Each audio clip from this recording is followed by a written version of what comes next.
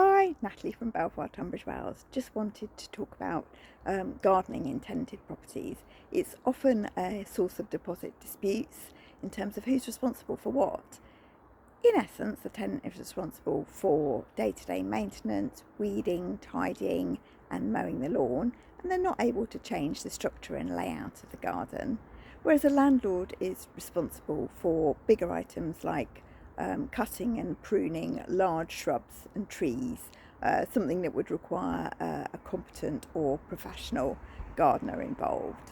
Um, it's important that the tenancy agreement has a clause confirming who's responsible for what, and also that there's an inventory with some good photographs of the garden to give a comparison when it comes to checkout of the condition of the garden.